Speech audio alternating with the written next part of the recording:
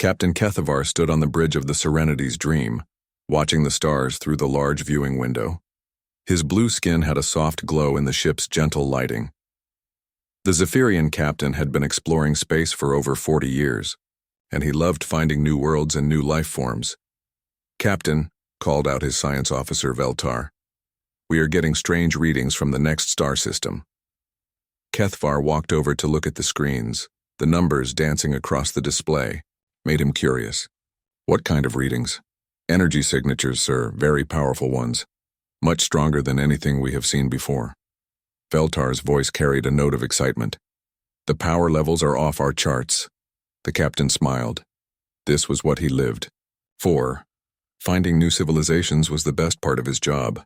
The Zephyrian Alliance had met over 200 different species in the last 1,000 years. Each meeting had been peaceful and wonderful. "Set course for the system," Kethavar ordered. "Let's see what new friends we can make." The Serenity's Dream moved through space with grace.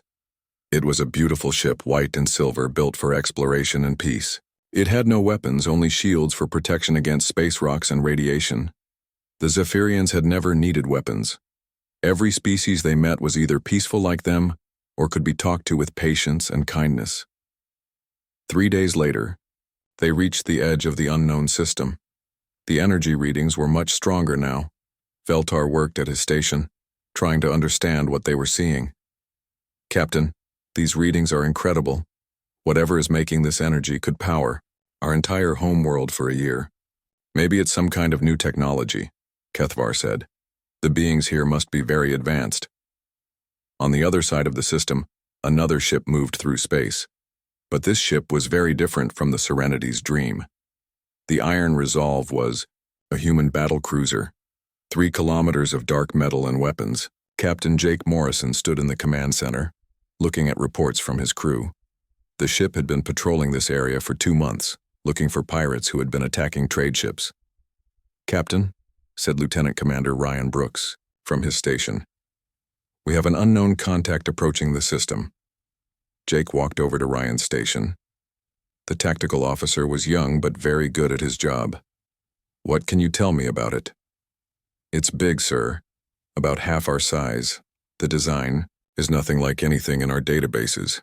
Definitely not human and not like any of the other species we know." Jake nodded. First contact with a new alien species was always serious business. Earth had met several alien races over the past 50 years, and most meetings had gone well. But there had been some bad ones too. Pirates and hostile species had taught humans to be careful. "Go to yellow alert," Jake ordered. "Charge the main weapons, but don't target them yet. Send a message to Earth Command about the contact." The crew moved quickly to follow orders. Communications Officer Amy Clark started working on setting up first contact protocols. Chief Engineer Ben Taylor began bringing the ship's weapons online, just in case. Dr. Kate Williams hurried to the bridge from her lab. She was the ship's expert on alien life, and she was always excited about meeting new species. "Captain, this is amazing," she said, looking at the sensor readings. "A completely new ship design. I can't wait to learn about their culture." Jake smiled at her enthusiasm, but he stayed focused on safety. "Let's make sure they're friendly first, Doc." The two ships moved closer to each other. On the Serenity's Dream, the crew was getting more and more excited. They were about to make first contact with a new species. "Captain," Veltar said, his voice changing, "I'm getting better readings on their ship now." "What do you see?" Veltar was quiet for a moment. When he spoke, his voice was different. "Sir, this ship is covered in weapons. More weapons than I have ever seen on anything." Kethavar frowned. "Weapons? Are you sure?" "Yes, sir. And the armor plating is incredibly thick. This ship is built for war." The captain felt a cold feeling in his stomach. In all his years of exploration, he had never met a truly warlike species. There had been some that had conflicts, but nothing like this. "Maybe they just look like weapons," he said, trying to stay hopeful. "Maybe we're reading the sensors wrong." But deep down, he was starting to worry. On the Iron Resolve, the crew was preparing for contact. Amy had set up the universal translator and was ready to send peaceful greetings. Ryan was watching the alien ship carefully, making sure it didn't do anything threatening. "Their ship is beautiful," Amy said.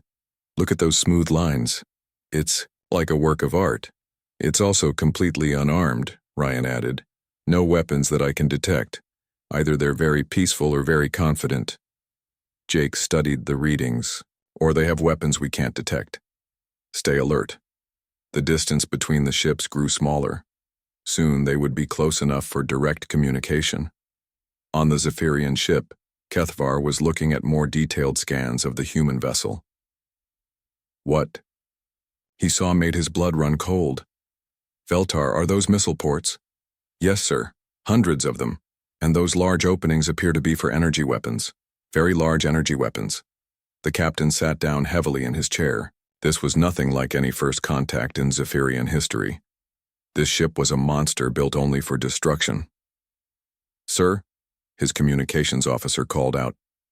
"They're sending us a message." "Put it on the main screen." The image that appeared showed a human male in what was clearly a military uniform. Behind him, other humans worked at stations covered in weapon controls and tactical displays. "Unknown vessel, this is Captain Jake Morrison of the Earth Defense Force ship Iron Resolve. Please identify yourself and state your intentions." The words were translated, but some of the concepts were foreign to the Zephyrians. Earth Defense Force sounded military. State your intentions sounded like a demand.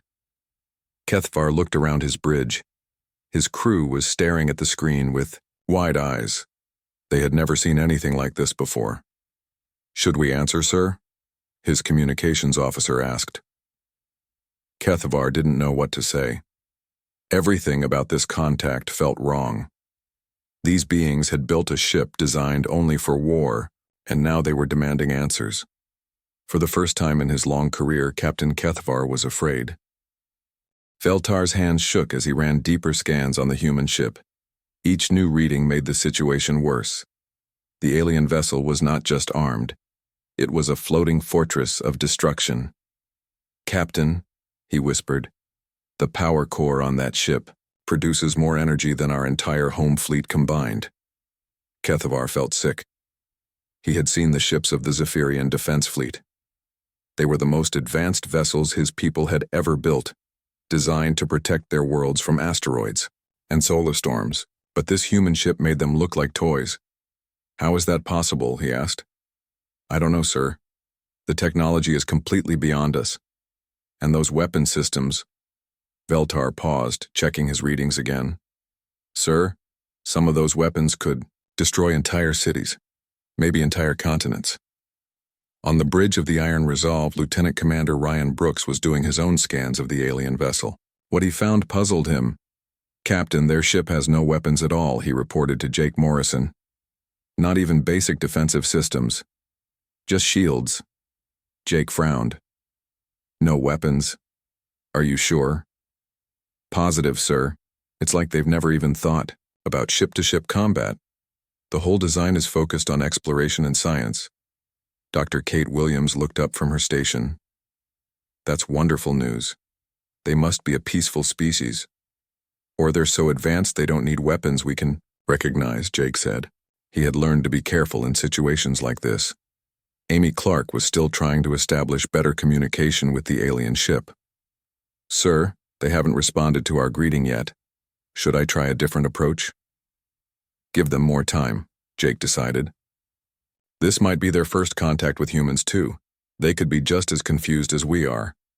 But on the Zephyrian ship, confusion was turning into terror. "Captain," the communications officer said, "they're scanning us with their targeting systems." "Targeting systems?" Kethvar stood up quickly. "Are they preparing to attack?" Veltar checked his instruments. "Sir, multiple weapon systems on their ship are now tracking our position.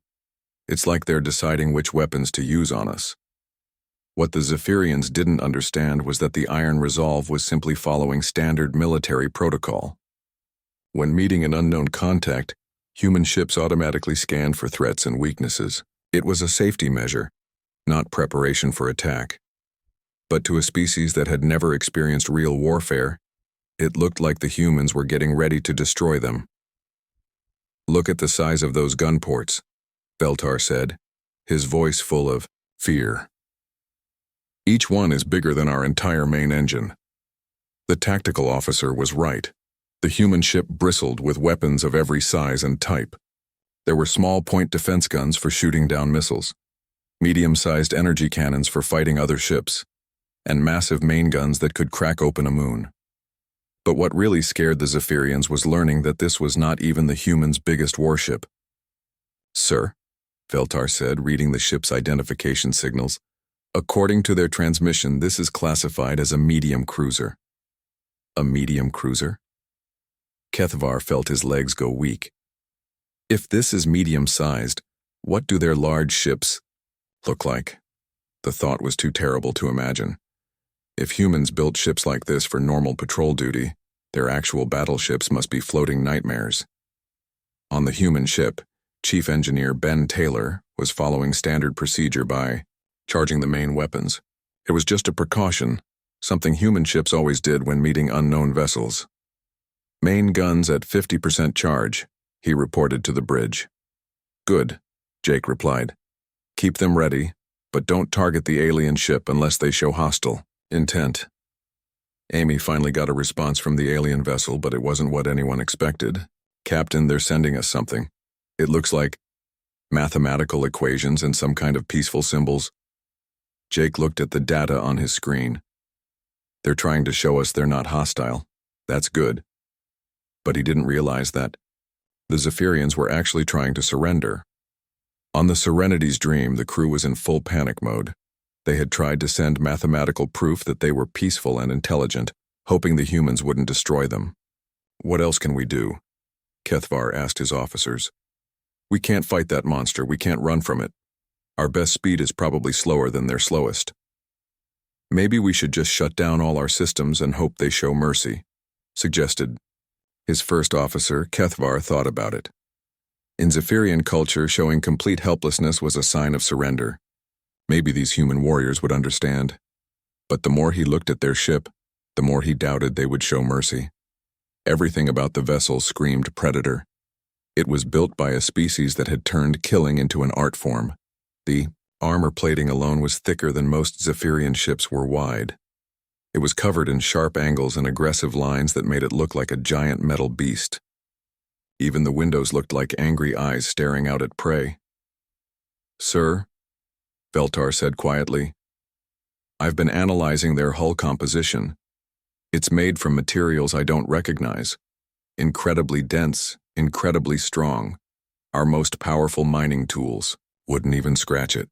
"How do you build something like that?" Kethvar wondered aloud. "You'd have to strip mine entire worlds for the raw materials," Veltar replied. "And the energy needed to forge metal that dense. Sir, they must have turned their entire civilization toward building weapons of war." The Zephyrian captain looked around his peaceful bridge. His crew worked at stations designed for science and exploration. Beautiful plants grew in small gardens near the windows. Art from a dozen different worlds decorated the walls. Everything about their ship showed that. The Zephyrians loved life and beauty and learning. Everything about the human ship showed the opposite. "Maybe," Kethvar said slowly, "we should try to learn more about them before we assume the worst." But even as he said it, he didn't believe it. The humans had built that ship for one reason, only to kill things. And now the Zephyrians were floating helplessly in front of the most dangerous predator they had ever encountered.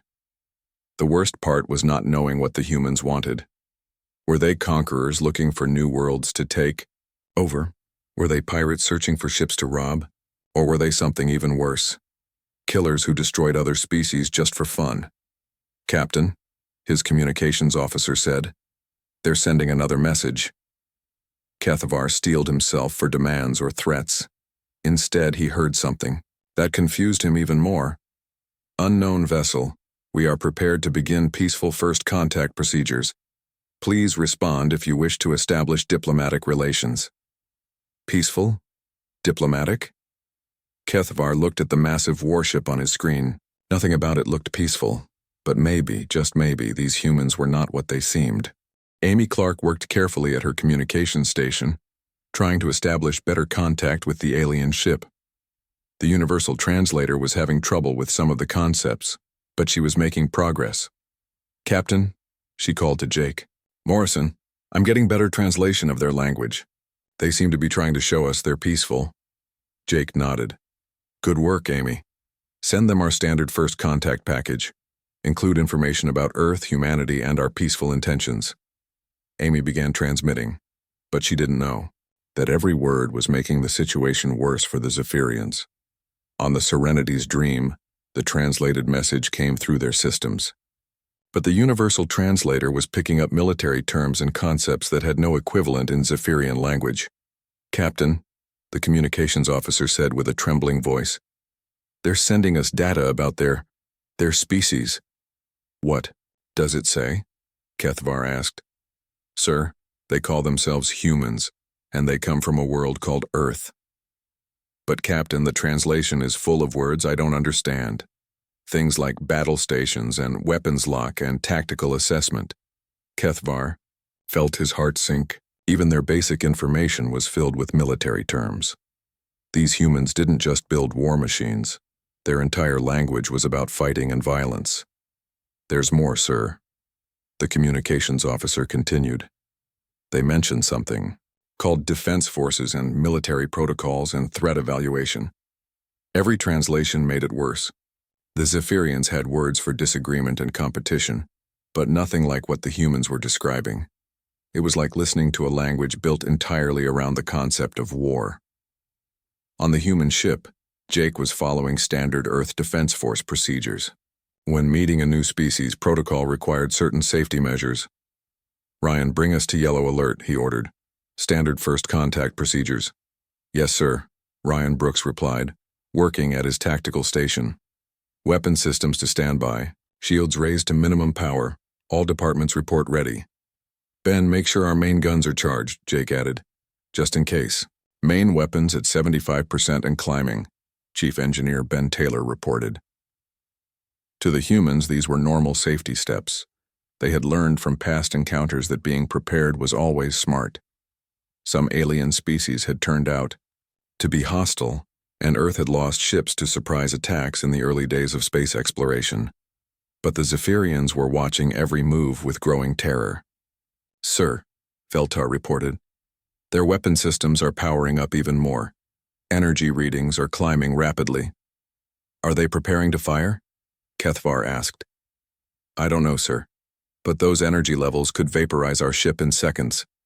Dr. Kate Williams was excited about the first contact, completely unaware of the fear she was causing. She had spent years studying alien cultures, and meeting a new species was always thrilling. "Captain," she said to Jake, "I'd love to learn more about their biology and culture. This could be a wonderful opportunity for scientific exchange." "Let's establish basic communication first," Jake replied. "Amy, ask them if they'd like to meet face to face." Amy sent the message using terms that sounded friendly to humans, but when the translation reached the Zephyrians, it sounded very different. "Sir," the communications officer said, "they want to establish direct contact and begin assessment procedures." To the Zephyrians, this sounded like the humans wanted to study them before deciding how to kill them. The idea of meeting face to face with these warriors was terrifying. "Maybe they want to interrogate us," suggested Kethavar's first officer. "Learn about our worlds and defenses before they attack." Kethavar was starting to understand that his people were completely out of their depth. The Zephyrian Alliance had never met a species like this. All their experience was with peaceful civilizations that solved problems through talking and cooperation. "Sir," Veltar said, studying his sensors, "I've been analyzing their ship's construction. This isn't just a warship. It's designed to fight other warships. Look at these specifications."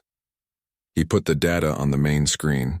The human vessel had armor that could withstand massive explosions. Its weapons were designed to penetrate similar armor on enemy ships.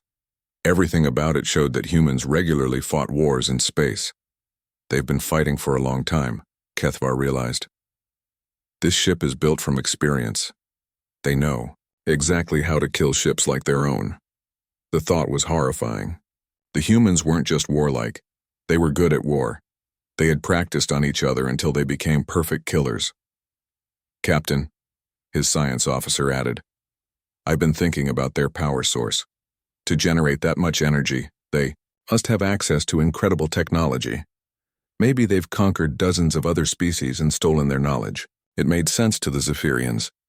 How else could one species become so advanced at building weapons? They must have destroyed other civilizations and taken their technology.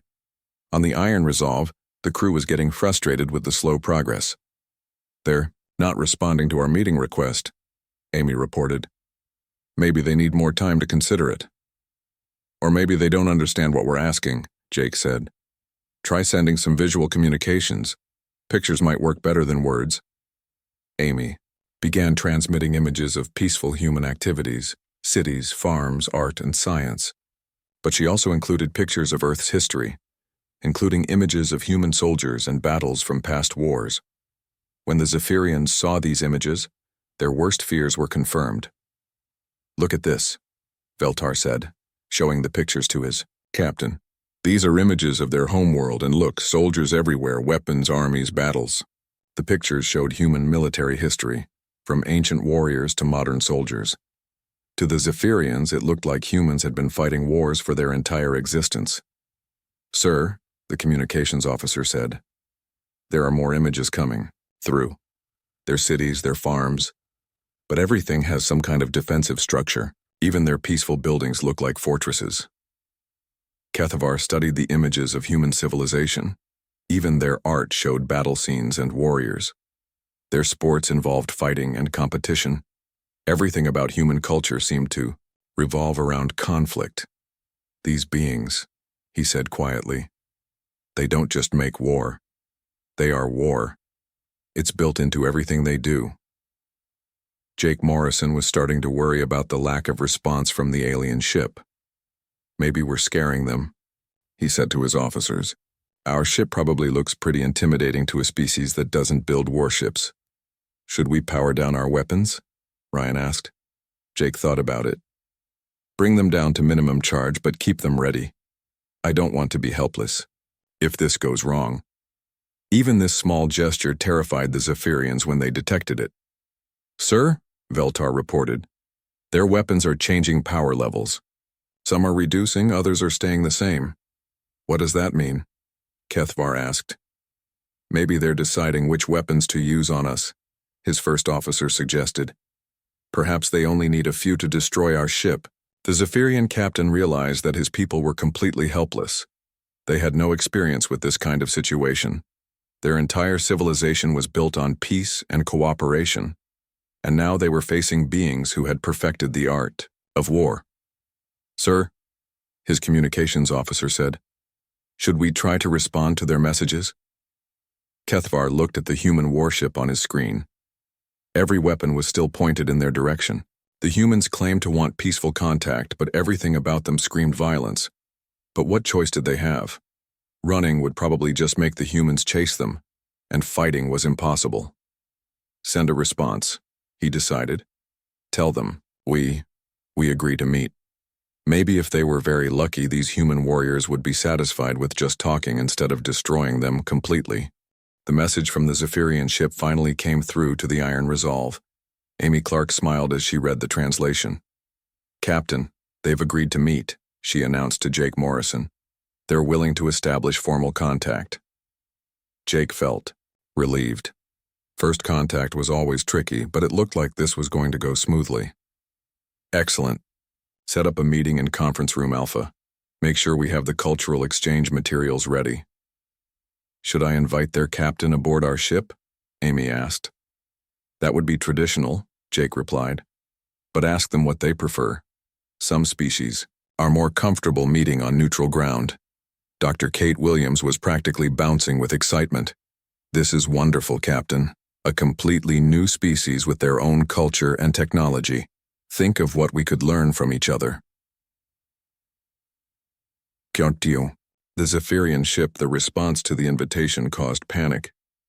They want me to board their warship? Kethavar asked, staring at the translated message.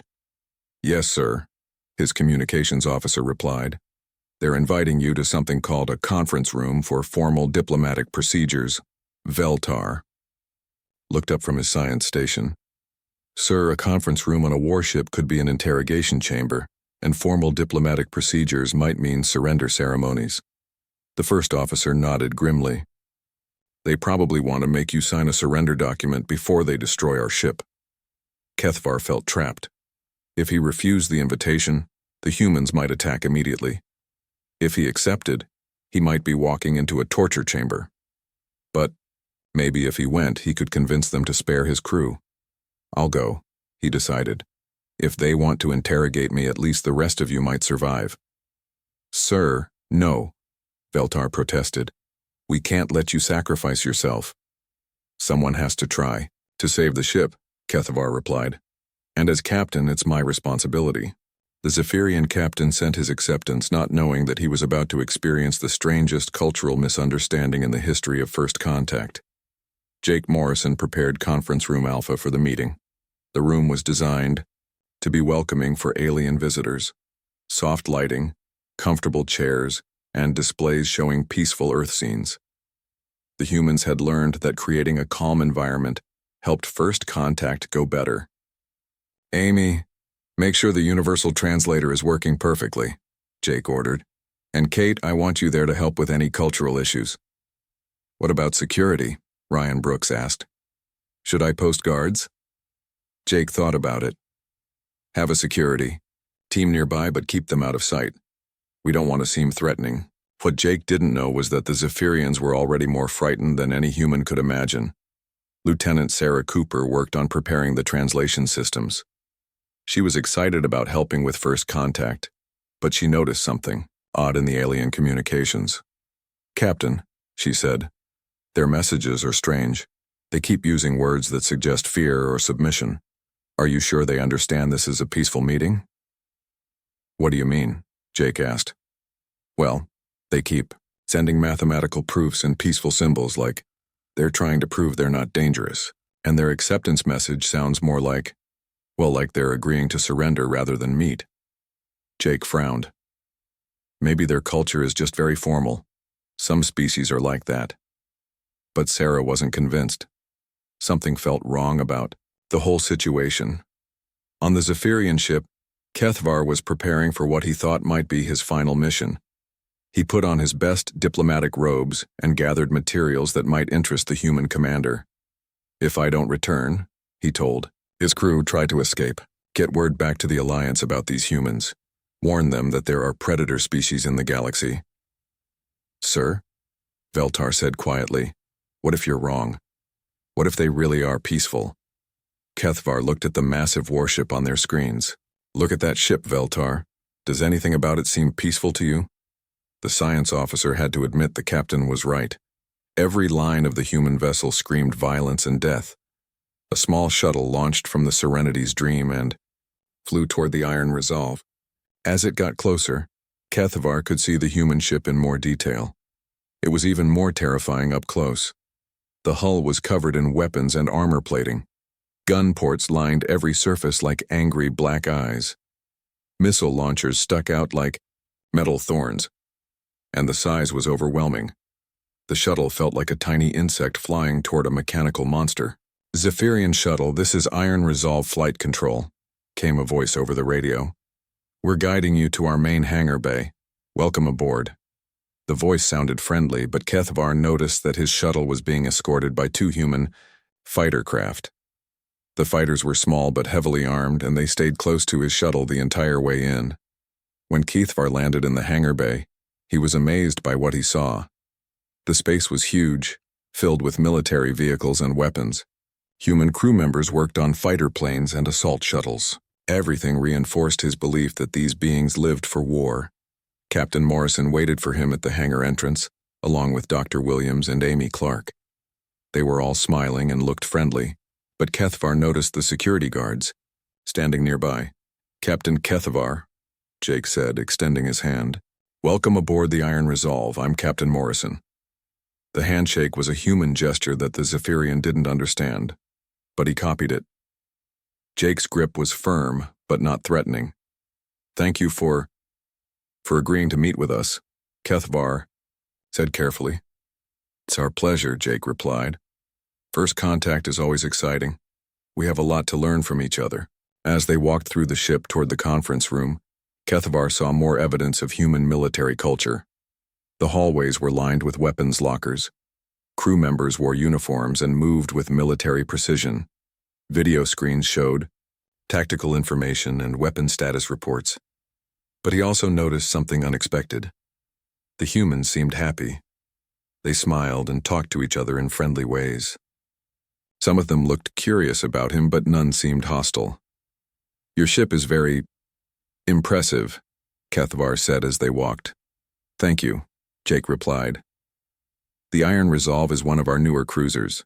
She's designed for long-range patrol and protection duties. Protection duties. That phrase stuck in Kethvar's mind. Maybe these humans weren't just killers. Maybe they used their military power to protect things. When they reached Conference Room Alpha, Kethvar was surprised again.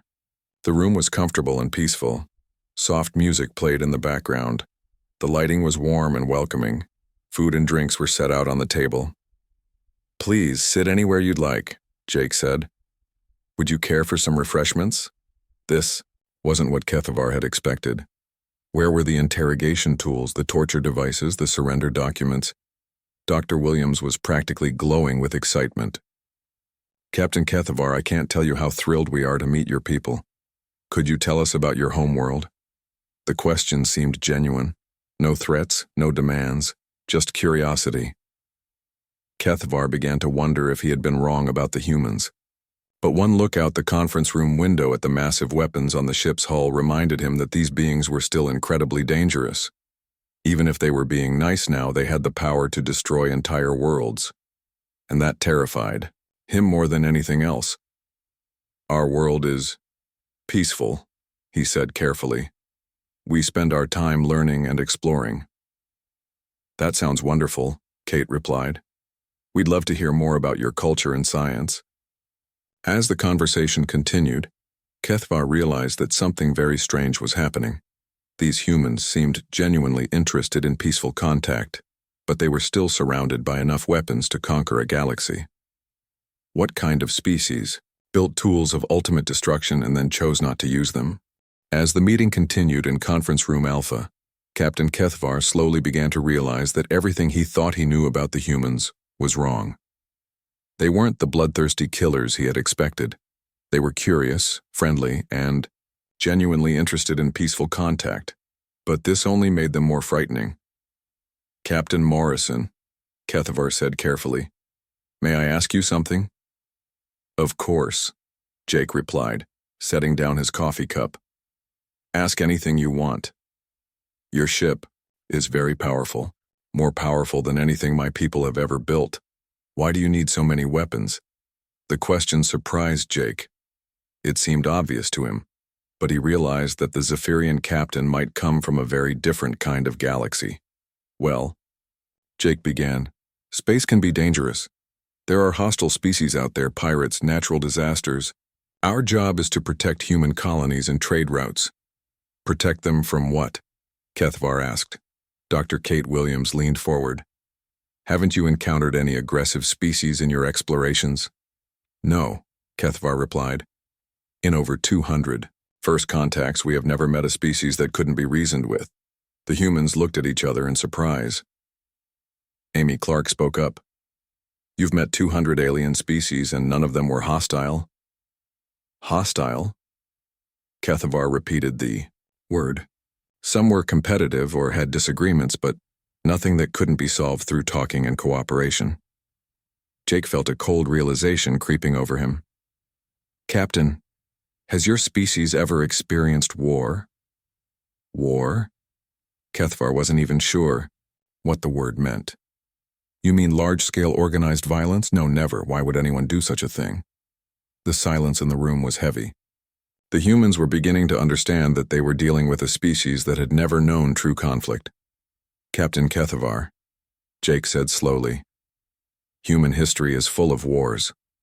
We've been fighting each other for thousands of years. Only, In the last century, have we learned to work together instead of killing each other? Killing each other?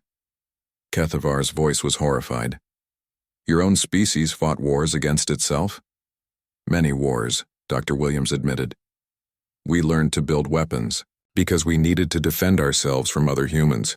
When we went to space, we discovered that some alien species were just as aggressive as we used to be.